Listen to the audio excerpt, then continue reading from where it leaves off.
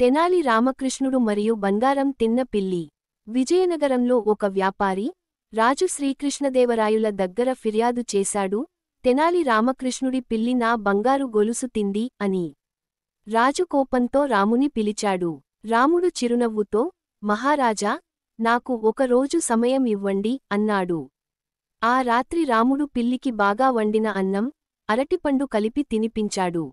తరువాత రోజు కోర్టులో, రాముడు పిల్లికి ఒక ఔషధం ఇచ్చి, ఇప్పుడు నిజం బయటపడుతుంది అన్నాడు. కొద్దిసేపటిలో పిల్లి అన్నం మాత్రమే విసర్జించింది. బంగారం ఏమీ లేదు. రాముడు అడిగాడు, మహారాజా, బంగారం గట్టి వస్తువు, పిల్లి దాన్ని ఎలా నమిలి మింగుతుంది?